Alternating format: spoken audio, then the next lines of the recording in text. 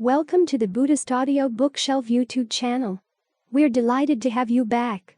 Today, we have an exciting episode in store as we delve into the final chapter, Chapter 12, titled True Beyond True, from the book Noble Conversation.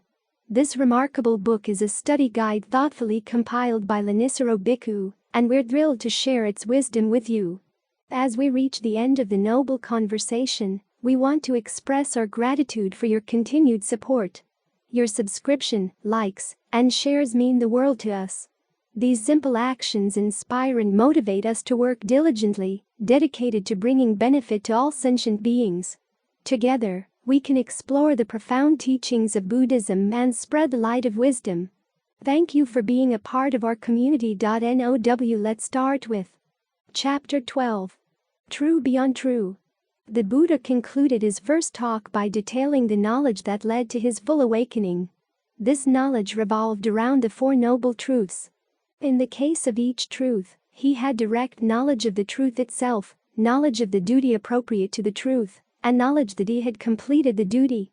4 truths, 3 levels of knowledge for each truth, 12 permutations of knowledge in all. He set out all 12 permutations in what we would call a table, but what the legal and philosophical traditions of his time called a wheel. The heavenly beings overhearing the first talk called this table the Dhamma wheel. This is why the wheel has been the symbol of the Buddha's teachings ever since. But the Buddha's knowledge on the night of his awakening didn't stop with this 12-fold knowledge. It was followed by release, the total freedom of the deathless, outside of the confines of space and time, and then the knowledge that this release was unprovoked. The Buddha's use of the word unprovoked here relates to another tradition from his time. The theory of two, or elemental properties. Physical and mental events were seen as resulting from basic elemental properties that existed in a latent potential form, either in physical nature or in the mind. When a property was provoked, it would react and display itself, in line with the force of the provocation, until that force ran out. Individual fires, for instance, were understood as the provocation of the fire property, floods, the provocation of the water property, sensual desires, the provocation of the property of sensuality. One of the implications of this theory was that anything provoked was inherently unstable. Events depending on provocations that would come and go would themselves have to come and go. Nothing provoked could last forever. Even unbinding was described as a property, but as one with a difference. It's a property that's never provoked. It's simply attained.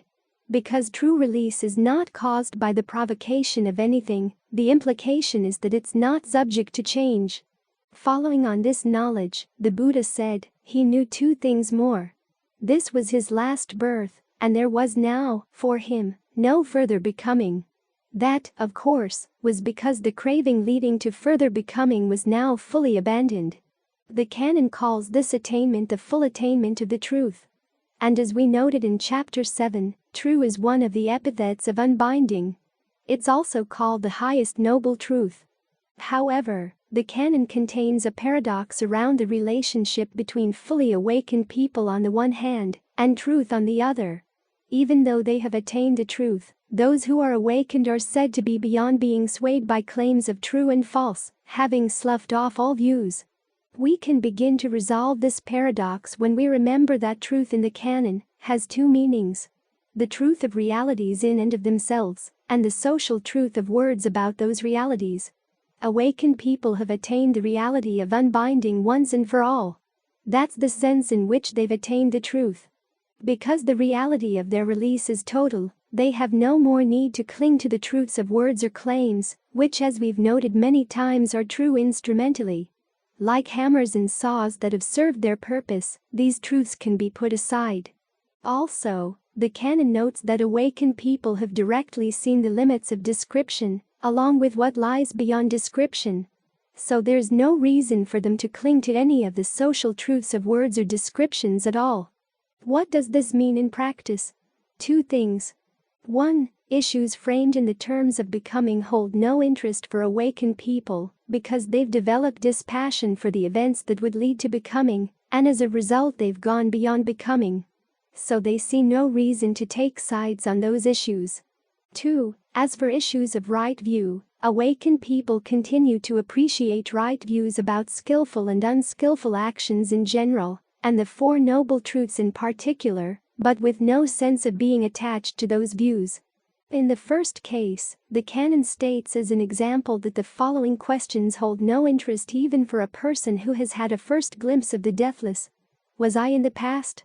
Was I not in the past? What was I in the past? How was I in the past? Having been what was I in the past? Shall I be in the future? Shall I not be in the future? What shall I be in the future? How shall I be in the future? Having been what shall I be in the future? Am I? Am I not? What am I? How am I? Where has this being come from? Where is it bound? In short, questions of what the self is and whether it existed in the past, will exist in the future, or exists right now, no longer hold any interest for those who are awakened. They detect how these questions come from unskillful mind states, immersed in the terms of becoming, so they see no reason to ask them or to be attached to any answers offered in response. As for the relationship of fully awakened people to right view, two similes from the canon give an idea of what that might be like. The first simile is the image of a skinned cow, not a pretty image, but one that makes an important point in a graphic way. A butcher, having killed a cow, carves it up with a sharp carving knife, so that without damaging the substance of the inner flesh, without damaging the substance of the outer hide, he would cut, sever, and detach only the skin muscles, connective tissues, and attachments in between.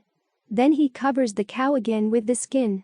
Even though the skin is touching the inner flesh again, it's not connected in the way it was before. In this simile, the inner flesh stands for the six senses, the outer hide stands for the objects of the senses, and the attachments in between stand for passion and delight. In the same way, awakened people after going beyond the six senses in their experience of release then return to experience the six senses again, but they're no longer joined to the senses as they were before. Because their minds have no passion or delight for the senses, they feel no need to cling, in other words, no need to take the senses as nutriment. So they relate to the senses in the same way that a person totally free of hunger would relate to food. The canon states repeatedly that fully awakened people can fully function in the world, but, as we've noted, they do so with a sense of being disjoined from it. They're disjoined from feelings of pleasure, pain, and neither pleasure nor pain, and even from the objects of right mindfulness and right concentration, as they continue using their meditative powers to help others. This sense of being disjoined is not the painful dissociation of alienation. It's simply the result of the fact that their happiness is now so complete that they have no hunger for anything, views of true and false included. The fact that they no longer delight in the senses doesn't mean that their minds are dulled. They simply see no need to amplify the pleasures of the senses by exclaiming about them to themselves. They've found, in the deathless, a pleasure that needs no amplification at all. As they relate to the world, they can still make use of ideas of true and false, right and wrong, in the desire that their actions based on those views will lead to good results for beings of the world. But because they no longer cling to their desires, none of these activities make inroads on the mind. The fact that they still act for the good of the world relates to the second simile, the image of the raft we've cited several times in the course of this book. You find yourself on the unsafe shore of a river, so you construct a raft of twigs and branches. Then, holding tight to the raft and making a net, once you've arrived, though, you don't continue to carry the raft on your head. Instead, you leave it there on the shore and continue on your way. Before you leave it, though, you reflect on it with appreciation. How useful this raft has been to me. For it was in dependence on this raft that, making an effort with my hands and feet, I've crossed over to safety on the far shore. In other words, even in letting go of the truths of right view, you don't treat them with indifference. You realize that, to gain freedom from clinging, you needed to have right view about how clinging constituted suffering, how clinging came about, and how it could be put to an end. You can't simply let go of views of true and false without this understanding. If you had tried letting go of views by claiming to be agnostic, that would simply have been another view to cling to. If you had tried claiming to have no fixed views, you would have become a serial clinger, letting go of one view to hold on to another. So you appreciate the usefulness of the truths of right view. Without its special perspective, focusing on the benefits and drawbacks of the act of forming and holding to views, you wouldn't have gained total freedom from views. For this reason, when you have a chance to teach others, you recommend that they adopt right view as well. After all, this is what the Buddha did. After gaining awakening to the Dhamma, he honored and revered the Dhamma for the rest of his life. Having developed full knowledge of the truths of the Dhamma wheel, he then set that wheel rolling in his first talk, making these truths available to others throughout the world, so that they, too, could use them to arrive at the reality of total release. Because of his compassionate efforts, people can still take the question that animated their search for an end to pain and put it truly to rest. Appendix. To the far shore. As we've noted frequently throughout this book, the Four Noble Truths were the Buddha's preeminent teaching.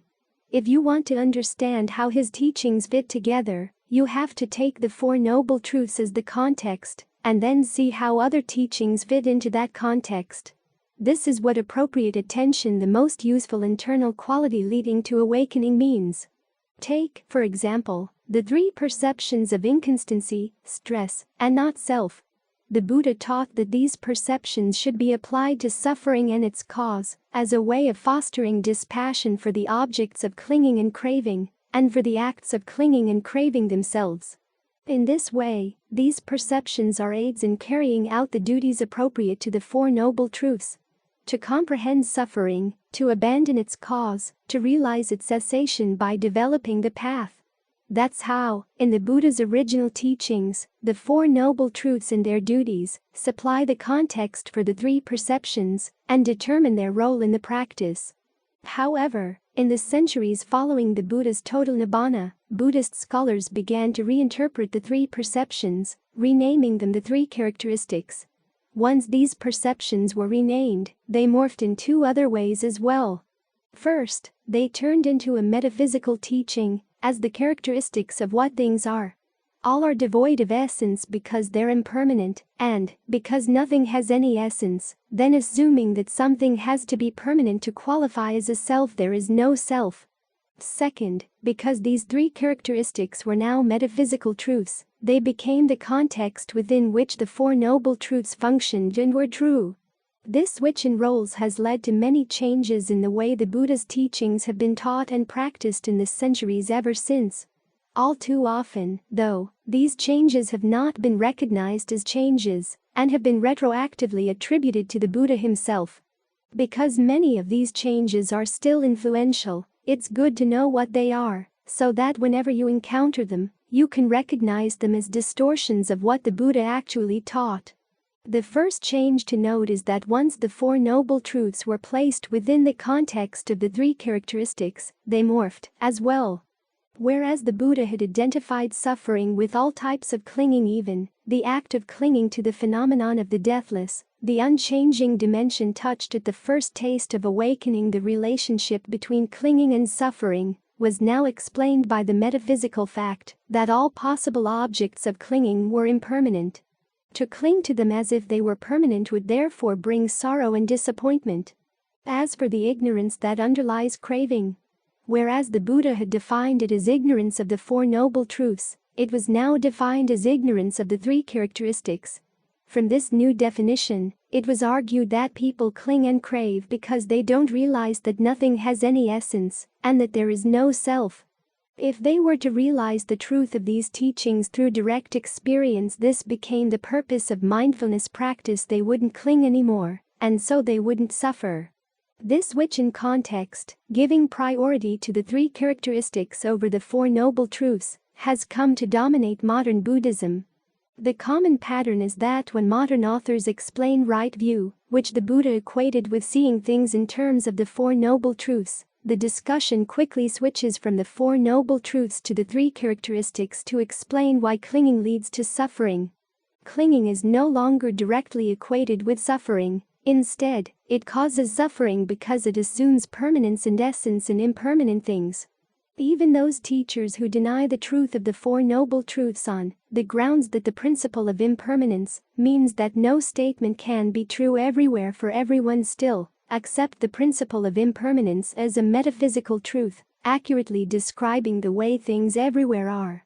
As these explanations have percolated through modern culture, both among people who identify themselves as Buddhist and among those who don't, they've given rise to four widespread misunderstandings of the Buddha's teachings on clinging and how it's best avoided so as to stop suffering. 1. Because there is no self, there is no agent. People are essentially on the receiving end of experience, and they suffer because they cling to the idea that they can resist or control change. 2. To cling means to hold on to something with the misunderstanding that it's permanent. For this reason, as long as you understand that you yourself and the things around you are impermanent, you can embrace things briefly as they arise in the present moment, and it doesn't count as clinging. If you embrace experiences in full realization that you'll have to let them go so as to embrace whatever comes next, you won't suffer. As long as you're fully in the moment with no expectations about the future, you're fine. 3. Clinging comes from the mistaken view that there can be such a thing as long-term happiness. But because all things are fleeting, there is no such thing. Pleasures, like pains, simply come and go. When you can resign yourself to this fact, you can open to the spacious wisdom of non-clinging, equanimous and accepting, as you place no vain expectations on the fleeting show of life. These three misunderstandings are often illustrated with the image of a perfectly fluid dancer, happily responsive to changes in the music decided by the musicians, switching partners with ease. Another popular image is that you're sitting on the ocean shore, watching the waves come in. If you're stupid enough to want to cling to good waves to make them permanent and to push bad waves away, you'll suffer. But if you accept the fact that waves are just waves, fleeting and incessant, and that there's no way you can either stop them or keep them, you can be at peace as you simply watch, with full acceptance, as they keep doing their thing. 4. The fourth widespread misunderstanding about the Buddhist stance on clinging is closely related to the other three. Clinging means holding on to fixed views. If you have set ideas about what's right or wrong, or about how things should be, even about how the Buddha's teachings should be interpreted, you'll suffer. But if you can let go of your fixed views and simply accept the fact that right and wrong keep changing along with everything else, you'll be fine. It's been argued that these four understandings of the Buddha's teachings on clinging don't promote an attitude of unhealthy passivity, on the grounds that if you're fully attuned to the present moment without clinging, you can be more agile and creative in responding to change. But still, there's something inherently defeatist in the picture they offer of life and of the possibilities of happiness that we as human beings can find. They allow for no long-term happiness, much less an unchanging happiness, no dimension where we can be free from the unpredictability of waves or sudden changes in the music. It's only within this narrow range of possibilities that our non-clinging creativity can eke out a little peace. And when we compare these misunderstandings with the Buddha's actual teachings on clinging, and the end of clinging returning the three characteristics to their original role as three perceptions, and using those perceptions in the context of the Four Noble Truths, we can see not only how far the popular misunderstandings of his teachings deviate from what he actually taught, but also what an impoverished view of the potentials for happiness those popular misunderstandings provide. To begin the comparison, as we noted in Chapter 5, the Pali word for clinging, upadana, also means sustenance and the act of taking sustenance. In other words, food and the act of eating. The connection between feeding and suffering was one of the Buddha's most radical and valuable insights, because it's so counterintuitive and at the same time so useful. Ordinarily, we find so much pleasure in the act of feeding, emotionally as well as physically, that we define ourselves by the way we feed off the world and the people around us. It took someone of the Buddha's genius to see the suffering inherent in feeding, and that all suffering is a type of eating. The fact that we feed off things that change simply adds an extra layer of stress on top of the stress intrinsic in the felt need always to feed. And just as we feed off physical food without assuming that it's going to be permanent, clinging to things doesn't necessarily mean that we assume them to be permanent. We cling whenever we sense that the effort of clinging is repaid by some sort of satisfaction, permanent or not. We cling because there's some pleasure in the things to which we cling. When we can't find what we'd like to cling to, our hunger forces us to take what we can get. For this reason, the act of embracing things in the present moment still counts as clinging. Even if we're adept at moving from one changing thing to another, or one changing sense of ourselves to another, it simply means that we're serial clingers, taking little bites out of every passing thing. We still suffer in the incessant drive to keep finding the next bite to eat. This is why being constantly mindful of the truth of impermanence isn't enough to solve the problem of suffering. To really solve it, we need to change our feeding habits radically so that we can strengthen the mind to the point where it no longer needs to feed. This requires the two-pronged strategy mentioned in Chapter 6. A. Seeing the drawbacks of our ordinary ways of feeding, and B. Providing the mind with better food in the meantime, until it has outgrown the need to feed on anything at all.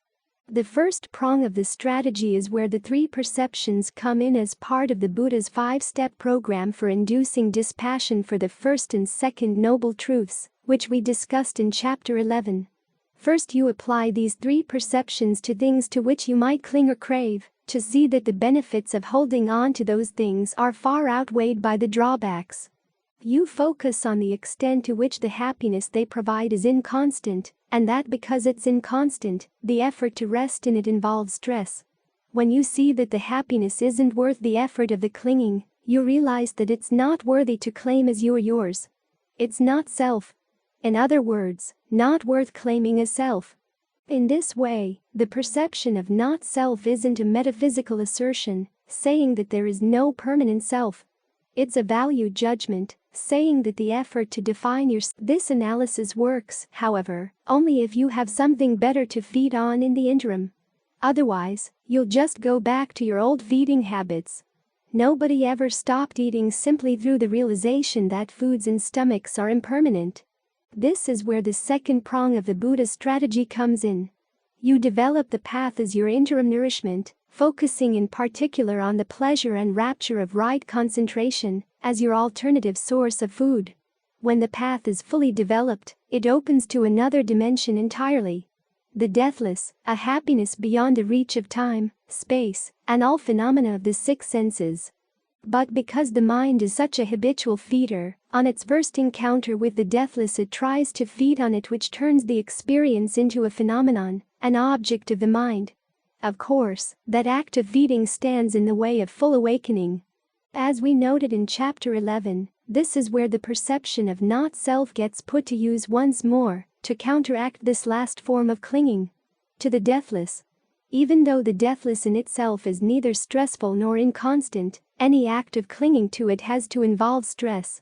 So the perception of not self has to be applied here as well, to peel away this last obstacle to full awakening beyond all phenomena.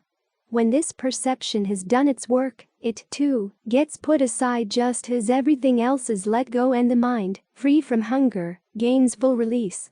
The canon gives an image for this release that we've cited frequently throughout this book. A person standing on firm ground after taking the raft of the Noble Eightfold Path over a river in flood. Safe from the waves and currents of the river, the person is totally free, even freer than the image can convey. There's nothing intrinsically hunger-free about standing on a riverbank after crossing a river in flood. It's more a symbol of relief, but everyone who has experienced what the image is pointing to guarantees that, to the extent that you can call it a place, it's a place of no hunger, and so no need for desire. If we compare this image with that of the person on the shore of the ocean watching the waves, we can get a sense of how limited the happiness that's offered, by understanding the Four Noble Truths, in the context of the three characteristics is, as opposed to the happiness offered by understanding the three perceptions in the context of the Four Noble Truths. To begin with, the Buddha's image of crossing the river doesn't put quotation marks around concepts of good and bad waves in the water. The flood is genuinely bad, and the ultimate goodness in life is when you can totally get beyond it. Second, unlike the image of sitting on the shore, watching an ocean beyond your control, the Buddha's image conveys the point that there's something you can do to get to safety. You have within you the power to follow the duties of the Four Noble Truths and, in particular, to develop the path that will take you to the other side. As we noted in Chapter 4, discernment begins with the question, what, when I do it, will lead to long-term welfare and happiness? The discernment here lies in seeing that there is such a thing as long-term happiness, that it's preferable to short-term, and that it depends, not on conditions beyond your control, but on actions you can train yourself to do. This discernment is a far cry from the wisdom that ends in resigned equanimity and reduced expectations. It honors your desire for long-term happiness and shows how it can actually be found. Third, to sit watching the ocean waves come ashore is peaceful and desirable, only as long as you're wealthy enough to be at a resort, with someone to bring you food, drink, and shelter on a regular basis. Otherwise, you need to keep searching for these things on your own. And even at the resort, you're not safe from being swept away by tsunamis or storms. The image of crossing the river to safety on the far shore also offers an enlightening perspective on the view that all fixed views should be abandoned. In the canon's own interpretation of the image, the river stands for the fourfold flood of sensuality, becoming, views, and ignorance, while the raft of the Noble Eightfold Path includes right view. Although it's true that the raft is abandoned on reaching the far shore, you still have to hold on to it while you're crossing the river. Otherwise, you'll be swept downstream. What's rarely noticed is the paradox contained in the image. Right view, seeing things in terms of the Four Noble Truths, is part of the raft needed to cross over the flood of views. As the Buddha saw, it's the only view that can perform this function, taking you safely all the way across the river and delivering you to safety. It can take you across because it's always true and always relevant. Cultural changes may affect what we choose to feed on, but the fact of feeding is a constant, as is the connection between suffering and the need to feed. In that sense, right view counts as fixed.